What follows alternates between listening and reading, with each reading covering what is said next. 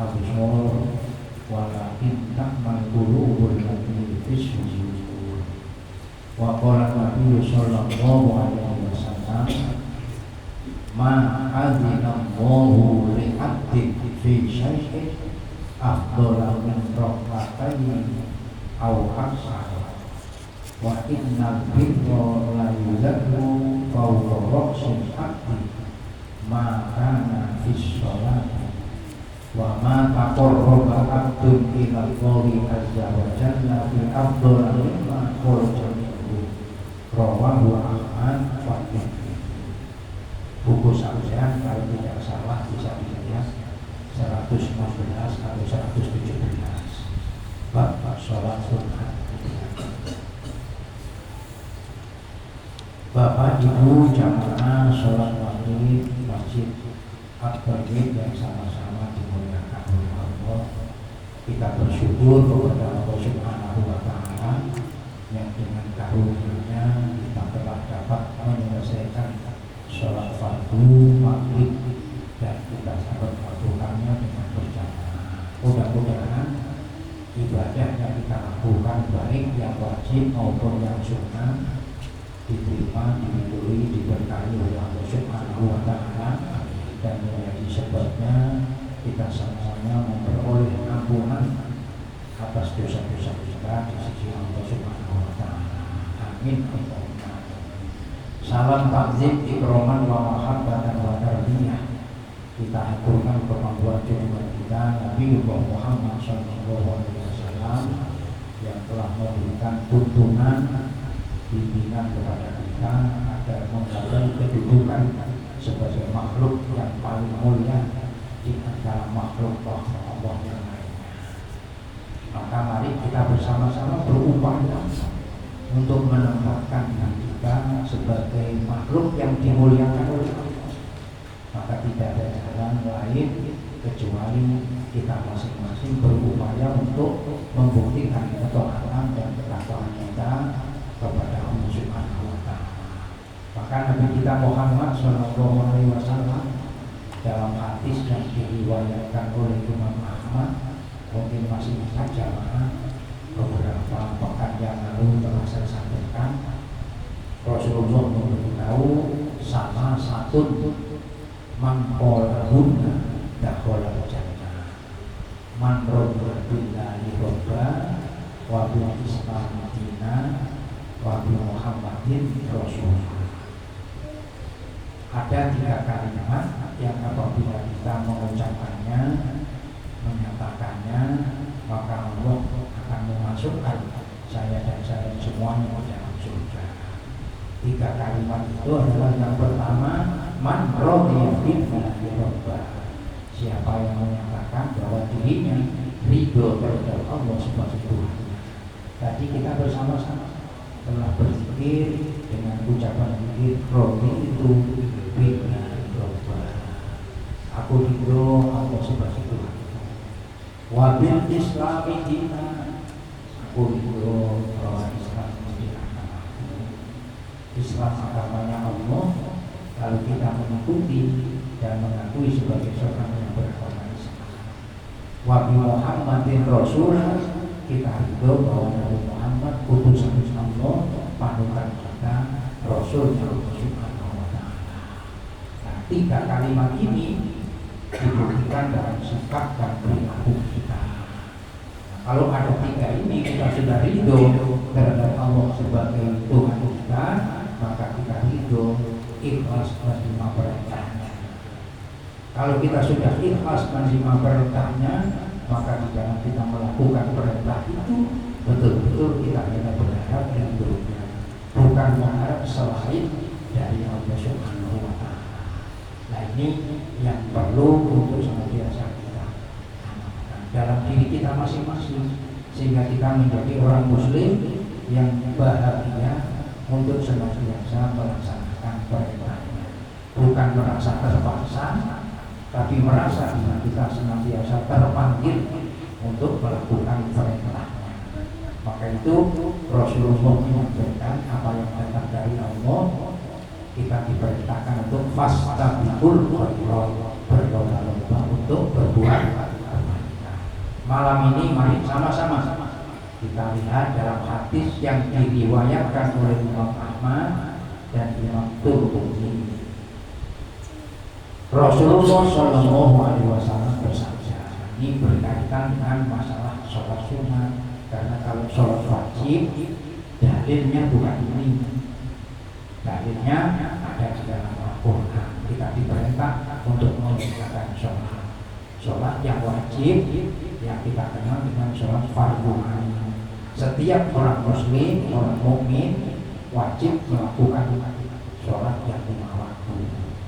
Tapi ini pentingnya sholat yang sunnah yang disampaikan oleh Rasulullah SAW. Ma'azinallahu li'abdin fi syai'in afdala min rak'ataini aw aksara.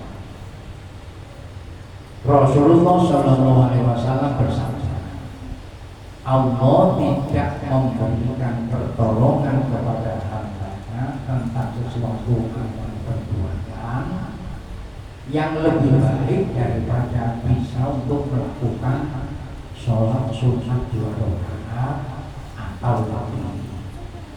Jadi sampean-sampean dan saya bisa untuk melakukan sholat sunnah itu berarti sampean mendapatkan karunia dan pertolongan Allah yang besar. Maka jangan dianggap sepele sholat sunnah itu. Maka di pertemuan yang lalu sudah saya sampaikan bahwa ibadah sunnah itu bisa menjadi penyempurna daripada sholat daripada ibadah wajib yang pernah kita lakukan. Maka penting. Maka sholat sunnah itu tidak ada batasannya, hanya ada ketentuannya. Seperti sholat ba'diyal asar tidak ada. Artinya sholat yang mengikuti jejak sholat fardu asar. Istilah bahasa kita ba'diyal asar tidak ada. Tapi kalau sholat sunnah dilakukan sesudah waktu asar, sudah mengerjakan sholat asar, kebetulan kita masuk ke dalam masjid, nah kita melakukan sholat sunnah, diperbolehkan walaupun sudah melakukan sholat asar. Cuma kita tidak melakukan sholat ba'diyal asar, namanya sholat sunnah tahiyatul masjid. Loh boleh. Terus boleh Pak, saya seandainya habis sholat asar lalu saya melakukan sholat sunnah taubat, boleh.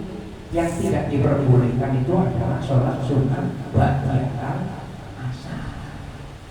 Boleh Pak, saya melakukan sholat sunnah fardu kifayah, padahal fardu ini melakukan sholat jenazah.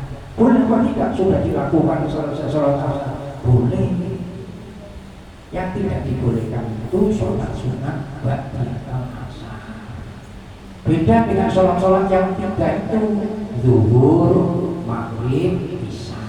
Ada ba'diyah, ada qobliyah.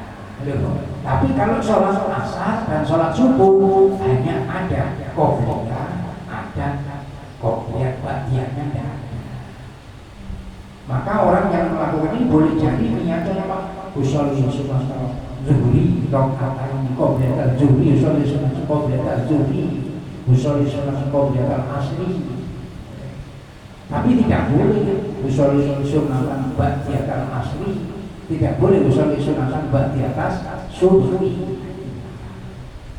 Tapi kalau sholat yang wajib yang sudah ditentukan, ini ada waktunya, nggak boleh ditambah-tambah. Sampai rajin sholat, lalu kawan menambah sholat yang 5 waktu, pokoknya menjadi 6 atau 7, bukan tambah berpahala, tambah dosa. Sholatnya cukup hanya 5 ini, zuhur, asar, maghrib, isya, subuh. Nah sholat sunat ini tidak, kapan saja bisa sampai lakukan. Dan macam-macamnya banyak. Ada yang kita kenal dengan sholat sunat mutlak, ada yang kita kenal dengan sholat apa namanya qobliyah dan ba'diyah itu, ada yang kita kenal dengan sholat malam, sholat tahajud, ada lagi nanti yang kita kenal dengan sholat sunat taubat, ada yang dikenal dengan sholat hajat, ada lagi yang kita kenal dengan sholat sunat tasbih. Nanti lagi ada yang namanya sholat raweh. yang kita kenal dengan sholat witir, rupanya rokaatnya juga tidak ditentukan. Sampai mau sholat yang banyak boleh, malam sholat tahajud sampai tidak coba sekedar melakukan yang 12 rakaat atau melakukan sampai 100 rakaat boleh-boleh saja. Tapi ya saya yakin tidak ada potongan saya yang sampai melakukan sholat 100 rakaat itu. Paling-paling bisa 8 rakaat, alhamdulillah. Ditambah dengan 3 witir, sholat witir. Nah ini lihat ini. Ma'adzinallahu li'abdin fi syai'in afdala min rak'ataini aw aksar. Tidak ada yang orang mendapatkan pertolongan Allah itu kecuali dia bisa melakukannya. Artinya tidak ada yang membandingi pertolongan yang Allah berikan kepada hambanya itu kecuali dengan bisa melakukan sholat sunnah 2 rakaat atau lebih. Sebab apa di sini? Nah, dikatakan ini wa innal birra la yuzarru fawqa ra'sil 'abdi maka fis. Sebab kata Nabi, ketika sambil melaksanakan sholat itu Allah menebarkan rahmatnya di atas kepala sampai. Artinya orang yang berada di dalam keadaan sholat senantiasa tersentuh dan terjamah oleh rahmatnya Allah Subhanahu wa Ta'ala. Semakin banyak sampai melakukan sholat, semakin banyak sampai mengundang rahmat Allah. Maka pertolongan Allah yang diberikan kepada hambanya sehingga hambanya bisa melakukan sholat sunat itu pertolongan yang besar sekali. Belum lagi namanya sholat isra, belum lagi namanya sholat duha, dan ini sebagainya. Yo, kalau kita lakukan ini berapa banyaknya kita sudah melakukan sholat, melakukan senantiasa ikrar di hadapan Allah. Dan sholat itu wujud miniatur kehidupan kita itu sholat. Bagaimana hubungan kita terhadap Allah, bagaimana hubungan kita terhadap sesama manusia digambarkan dalam perbuatan yang namanya sholat. Allahu Akbar, awal daripada ucapan yang kita lakukan dalam mengerjakan sholat. Kalimat takbir, pernyataan bahwa Allah lah yang maha besar, di kita tidak ada apa-apanya. Loh, kalau kita mampu menempatkan nilai-nilai takbir kita dalam kehidupan kita, maka tidak layak bagi kita untuk memiliki sifat kesombongan. Karena kita sudah berikrar hanya Allah, maka Allah lah yang berhak untuk sombong, bukan kita yang berhak untuk sombong. Oleh karena itu Nabi mengingatkan, kalau sombong ini sampai yang ambil, sampai gunakan, maka Allah murka. Sebab sombong itu pakaiannya Allah, bukan pakaian seperti kita ini, bukan. Allah itu berhak menggunakannya untuk akibat perbuatan kita yang mengambil alihnya Allah murka. Sehingga Nabi mengingatkan umatnya jangan sekali-kali sampai kita berbuat sombong. Lalu beliau katakan tidak bakalan masuk ke dalam surga orang yang ada kesombongan di dalam hatinya. Kan begitu. La yadkhulul jannata maka nafi qalbihi misqala dzarratin min kibrin. Nah ini terus kita jaga diri kita.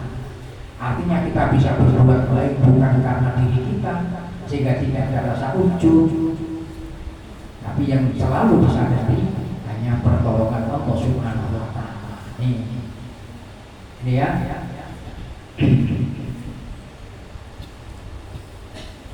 Nah, wa innal birra la yudharru fawqa ra'sil abdi maka nafis. Dan sesungguhnya rahmat Allah itu ditaburkan di atas hambanya selama hamba itu dalam melakukan sholat. Nah, ini wa ma taqarraba 'abdun ilallahi azza wa jalla bi afdhala mimma kharaja minhu. Dan seorang hamba tidak akan mendekatkan diri kepada Allah yang lebih utama daripada membaca Al-Quran. Dalam apa sholat senantiasa kita baca, maka rukunnya sholat Fatihah. Fatihah itu bagian daripada Al-Quran, dan Fatihah itu adalah ummul Quran. Maka setiap orang yang mengerjakan sholat pasti membaca Al-Quran. Nah kalau sampai dan saya melakukan sholat sebanyak 5 waktu, berarti paling tidak sampai sudah tercatat sebagai orang yang membaca Al-Quran Fatihah sebanyak 17 kali. Karena setiap rakaat membaca Fatihah. Belum lagi kalau sampai melakukan sholat sunnah, umpamanya sholat duhanya tidak lamanya umpama sampai melakukan 4 rakaat, 2 rakaat salam, 2 rakaat salam, syukur-syukur bisa melakukan sampai 8 rakaat, berarti sudah membaca Fatihah sebanyak 8 rakaat, 8 kali. Itu baru sholat duha. Belum lagi kan contohnya seperti sholat maghrib. Kita masuk ke masjid tidak langsung duduk, kita lakukan sholat sunat tahiyatul masjid, baca Fatihah sudah 2 kali.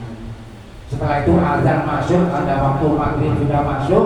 Setelah kita melaksanakan mendengarkan suara azan, kita sudah berdoa, lalu kita lakukan sholat sunat 2 rakaat qobliyah. Terus tadi sesudah sholat sunat qobliyah, muadzin mengumandangkan iqamah, lalu muadzin kita melakukan sholat namanya sholat maghrib. Sholat maghrib 3 rakaat, berapa sudah?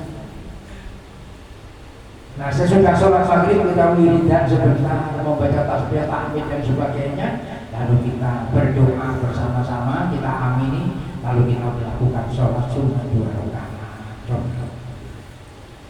Kalau seandainya tidak ada taklim, karena ini mungkin tidak ada taklim habis maghrib, kita tidak melakukan sholat sunat maghrib itu cuma 2 rakaat, kita melakukan kalau bisa 6 rakaat. Loh kan begini, berapa sudah sih? Maka tidak ada yang bisa menandingi. Kenapa? Selama dalam keadaan sholat itu Allah menebarkan rahmatnya bagi hambanya yang melakukan sholat. Maka sholat itu kebahagiaan bagi orang yang beriman, orang yang menyadari bahwa dirinya perlu pertolongan terhadap Allah. Nah ini, maka ketika dia bisa melakukan perbuatan sholat, merasa bahagia. Jadi jangan dilihat cuma oh ini sunat kok tidak apa-apa, jangan. Tapi justru bagaimana kita bisa melakukannya. Karena tadi di antara dari nilai yang diberikan oleh Allah lewat Rasulnya terhadap sholat sunat itu bukan sekedar cuma nilai pahalanya, tapi sholat sunat juga bisa menjadi penyempurna, penutup daripada ibadah fardu yang pernah kita tinggalkan. Itu sudah kita bahas pada perbuatan yang telah lalu dan tidak. Nah ini penting bagi kita, karena kita merasakan bahwa semuanya itu akan menjadi milik kita. Maka ibadah itu bukan untuk Allah.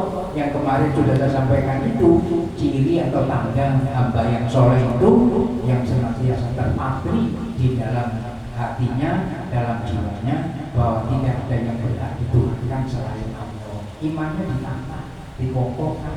Lalu yang keduanya, ciri orang yang soleh, hamba yang soleh itu selalu ridho, ikhlas menerima perintahnya. Nah sholat ini perintahnya Allah, karena kita ridho, kita senantiasa bahagia untuk bisa melaksanakan sholat. Jadi kalau ada orang yang bahagia tidak melaksanakan sholat, tidak merasa dirinya punya beban dosa, ini perlu untuk dipertanyakan dalam dirinya sendiri. Apakah aku ini pantas menjadi manusia yang mulia, makhluk yang dimuliakan oleh Allah, sementara apa yang menjadi perintahnya Allah dia tidak ridho. Maka kita berupaya untuk mengajak diri kita betul-betul ridho dengan perintahnya. Karena itu nanti yang akan menjadikan diri kita mulia di hadapan Allah. Kan Al-Quran mengatakan itu. Surat Al-Kahfi yang sampai sudah hafal itu, ayat yang ke-107 yang seringkali sudah saya bacakan itu, innal ladzina amanu wa amilus sholihat kanat lahum jannatul firdausi nuzula. Tinggal bagaimana kita menerapkan dalam kehidupan kita. Dalam Quran surat Al-Baqarah juga dinyatakan oleh Allah, walladzina kafaru wa kadzdzabu bi ayatina ulaika ashabun nar hum fiha khalidun. Nah, sholat ini termasuk ayat-ayat Allah.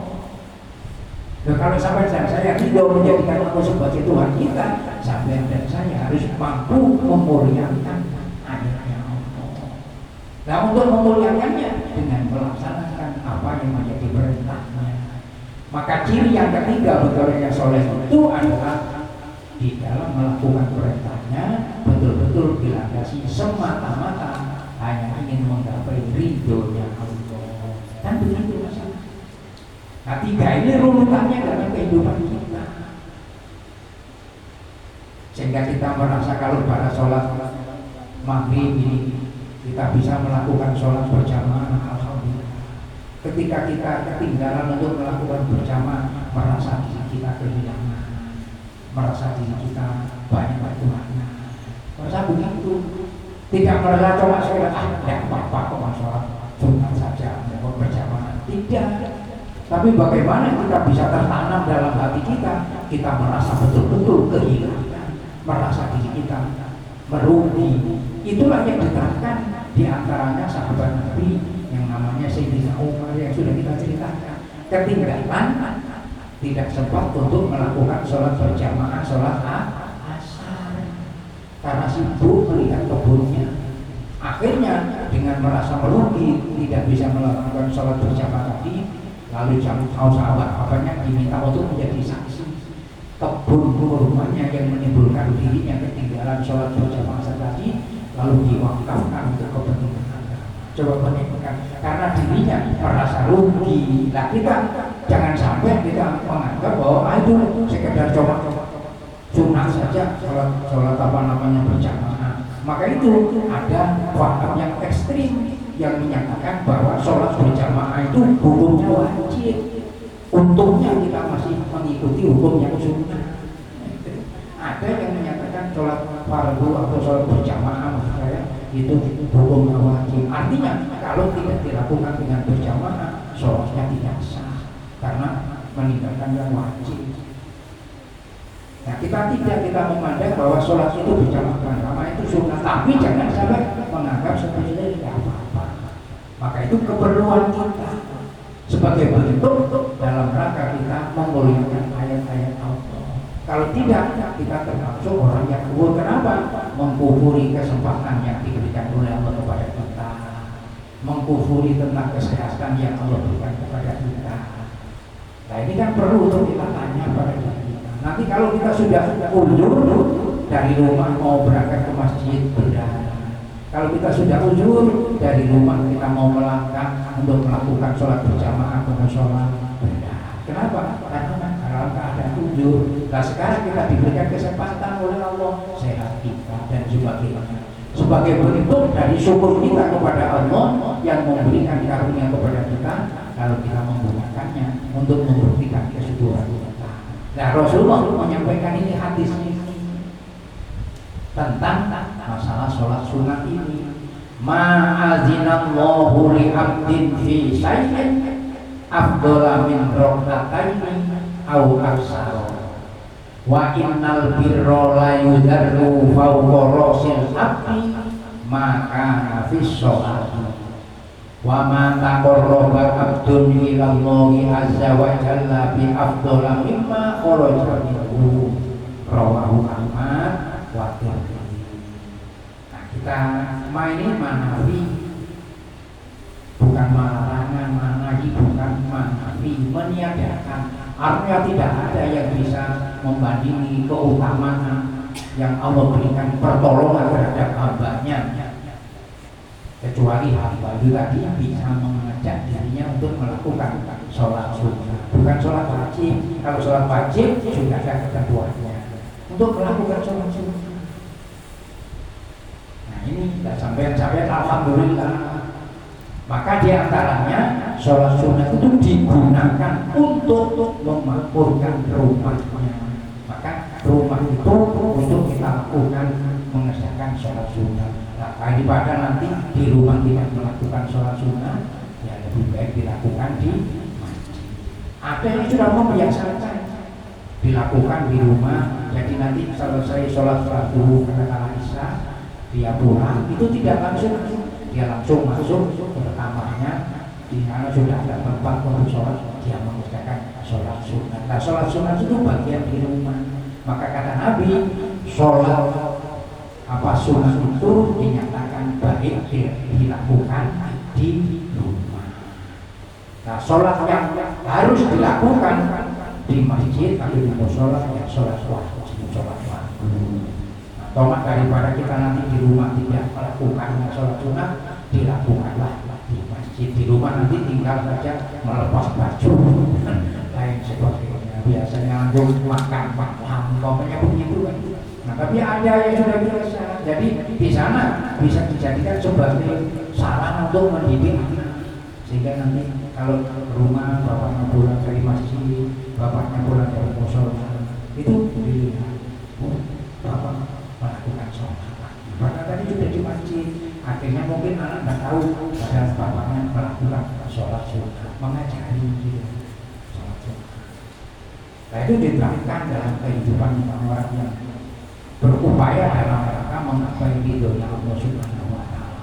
Sekali lagi, ini hadis tadi dalam rangka untuk bagaimana meningkatkan keimanan kita, keislaman kita sesuai dengan ikrar tadi.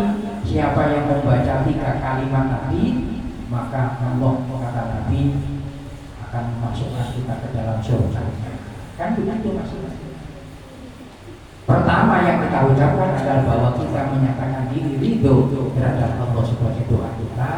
Nomor 2, kita ridho sebagai seorang yang mengikuti agama Islam. Lalu yang ketiga, kita ridho bahwa Nabi kita Muhammad SAW panutan kita, utusan Allah Subhanahu wa Ta'ala. Lalu biasa kita sebelum taklim di antara kalimat yang kita baca adalah doa Raditu billahi rabban wa bil islami dinan wa bi Muhammadin sallallahu alaihi wasallam nabiyya wa rasulullah. Jadi zikir itu landasannya hadis. Untuk bersama-sama kita ikrarkan dengan maksud agar kita berupaya untuk mengoreksi diri kita masing-masing. Betulkah kita sudah ridho menjadikan Allah sebagai Tuhan kita? Betulkah kita ridho menerima Islam sebagai agama kita? Betulkah kita sudah ridho bahwa kita adalah umatnya Rasulullah, sudahkah menjadikan Rasulullah Muhammad sebagai panutan kita? Nah, ucapan zikir tadi bukan sekedar hiasan bibir, tapi harus dinyatakan dan dibuktikan dalam sikap dan perbuatan. Maka sering sudah saya katakan, yang dinyatakan iman itu bukan sekedar ucapan lisan, tapi iman itu adalah ucapan lisan ini yang diyakini di dalam hatinya, lalu dilaksanakan dengan sikap dan perbuatan. Jadi kalau orang yang beriman kepada Allah tapi kok menolak perintahnya Allah, nah berarti imannya belum sempurna. Loh, kalau dia melakukan perintah Allah tapi dia tidak ikhlas karena Allah, tidak karena meraih ridhonya Allah, berarti imannya belum sempurna. Kan begitu. Maka itu diingatkan sampai dan saya oleh Allah dalam surat Al-Kahfi yang sudah sering kali saya sampaikan itu, ayat 110 itu.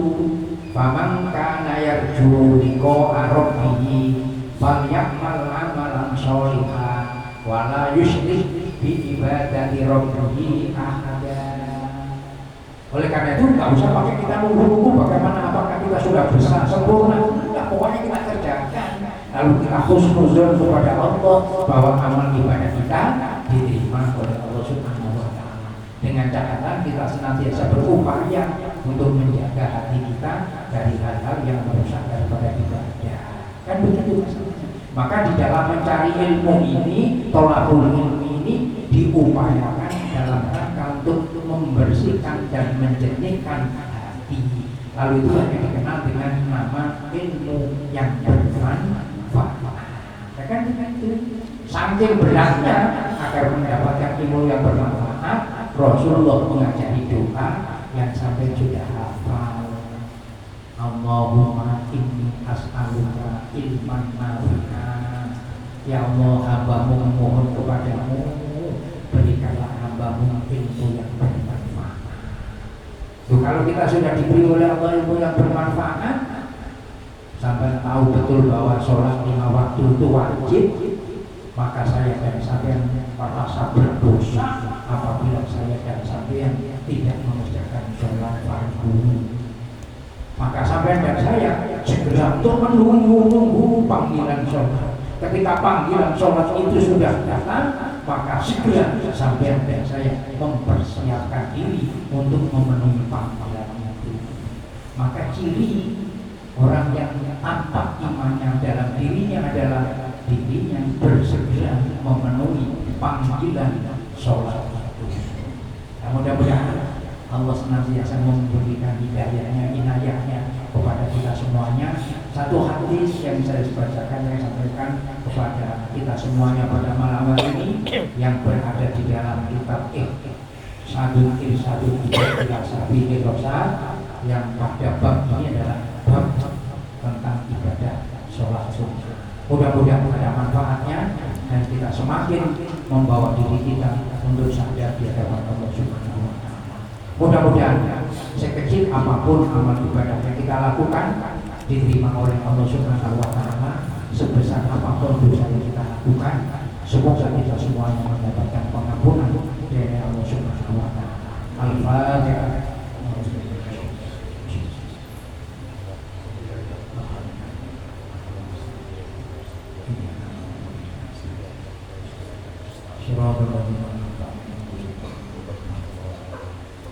Amin ya mujib as-salat. Allahumma shalli ala sayyidina Muhammad wa ala alhamdulillahirabbil alamin. Allahumma inna nas'aluka ilman nafi'an wa 'amalan mutaqabbalan wa yaqinan shadiqan wa rizqan wasi'an halalan tayyiban mubarakan bi rahmatika ya arhamar rahimin. Walhamdulillahirabbil alamin. Kita tutup bersama dengan membaca doa berbaris. Bismillahirrahmanirrahim. Subhanallahumma wa bihamdika asyhadu an la ilaha illa anta astaghfiruka wa atubu ilaik. Wassalamualaikum warahmatullahi wabarakatuh. Waalaikumsalam.